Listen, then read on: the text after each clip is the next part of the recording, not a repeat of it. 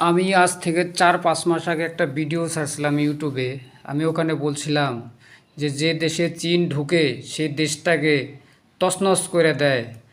তাই আমার কথাটা সত্যিই হইল। আর সেই চীনের আর আমেরিকার ফাঁদে পা দিল বাংলাদেশ। বাংলাদেশটা একদম চুইসা খায়া ফেলাবে চীন। বাংলাদেশে আমি বলছিলাম যে জামাত ইসলামের মাথাগুলো আগে চাবায়া চাবায়া খাবে, কারণ ওরা কোনো একটা মুসলিম লোকের দেখতে পারে না। ওদের দেশে তো কোনো লোকে নামাজই পড়তে পারে না। দেখেন আমাদের ইন্ডিয়ায় 120 কোটি লোক, তার মধ্যে মোটামুটি 2 লক্ষর উপরে মসজিদ আছে। কোনো মসজিদে কিন্তু কোনো আজান দেওয়া বন্ধ করে না, কোনো কিছু বন্ধ করে না, তাদের ইচ্ছা মতো তারা চলে। আর চীনে কোনো একটা মুসলমান আওয়াজ করতে পারে না, চীনে কোনো একটা মুসলমান মাইকে নামাজ নামাজ করতে পারে না, আজান দিতে পারে না। আর সেই চীনের মদতে বাংলাদেশের জামাতে ইসলাম ও সাধারণ লোক সেই ফাঁদে পা দিল। বাংলাদেশটা শেষ হয়ে যাবে। তাই আমি বলি, যে কাজটা আপনারা করতেছেন এই কাজটা খুবই অন্যায় কাজ। যারা দেশ স্বাধীন করছে তাদের তাদের সম্মান করাটা উচিত ছিল। শেখ মুজিব তো দেশের জন্য কথা বলছে। হয়তো তার মেয়ে কোনো ভুল করতে পারে, কিন্তু শেখ মুজিব তো কোনো ভুল করে নাই। কিন্তু আপনারা যেটা করলেন এটা খুবই অন্যায় কাজ করলেন। আমি এর নিন্দা জানাই, খুবই নিন্দা জানাই।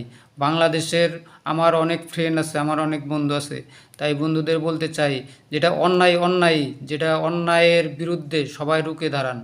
অন্যায় যে করবে তার সাথে কেউ থাকবেন না। অন্যায় যে করবে দেশের সে কোনো দিন মঙ্গল করতে পারে না।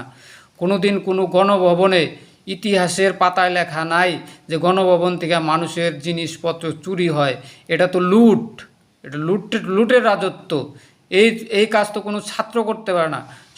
যারা বুদ্ধিমান ছাত্র, যারা শিক্ষায় শিক্ষিত, তারা কোনো দিন এইরকম লুটতারাজ করতে পারে না। তাদের আন্দোলন মুখে আর রাজপথে তারা এরকম লুটতারাজ করতে পারে না।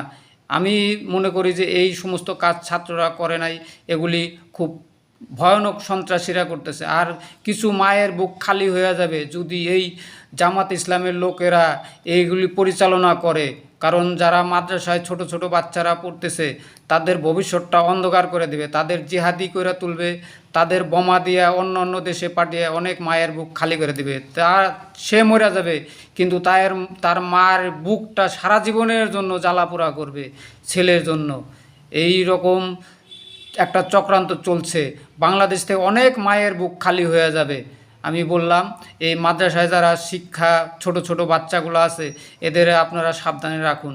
এদের এদের এদের চিন্তা ভাবনা আপনারা করুন। দেশে যারা ভালো মানুষ আছেন, যারা আইন নিয়ে শিক্ষা নিয়ে থাকেন, ও ছাত্র দাদাদের, আমার ভাইদের বলতেছি, আপনারা সঠিক সঠিক পথে সঠিক রাজপথে নামুন, সঠিক কথা বলুন, সঠিক মানুষের চিন্তা ভাবনা করুন। আপনাদের কথাই সঠিক হবে। যারা ছাত্র আছেন, ছাত্ররা কোনো অন্যায় করে না, অন্যায়ের বিরুদ্ধে সবসময় রুখে দাঁড়ায়। তাই অন্যায়কে সাপোর্ট করবেন না। আমার ছাত্র দাদা ও ভাইদের বলতেছি, ও আপনারা সঠিক রাস্তায় চলুন। এই কথা বলে আপনাদের আমি বলতে চাই, দাদা, অন্যায়কে কোনো দিনও প্রাধান্য দিবেন না, অন্যায়ের বিরুদ্ধে প্রতিবাদ করুন। দেশটা কিন্তু শেষ হয়ে যাবে। চীন আর আমেরিকা সবগুলাকে কুকুরের মতো মারবে। পাকিস্তানিরা যে কী মারছে তার চেয়ে বেশিভাবে মারবে। আপনারা সবাই ভালো থাকেন, শান্তিতে থাকেন। তাই আমি বলি, দেশের ভালো করুন, মঙ্গল করুন। এই যে জাতির পিতা, তাকে সবাই সেলুট দেয়, কিন্তু তার মাথার উপরে দেখলাম কিছু অভদ্র লোক, কিছু পশু, এগুলো জানোয়ার রূপে এগুলি তার মাথার উপরে প্রস্রাব করতেছে, তাকে মূর্তি ভাঙতেছে। এগুলি ঠিক না, এগুলি অন্যায় কাজ। আপনারা ছাত্র ভাইয়েরা এর বিরুদ্ধে রুখে দাঁড়ান।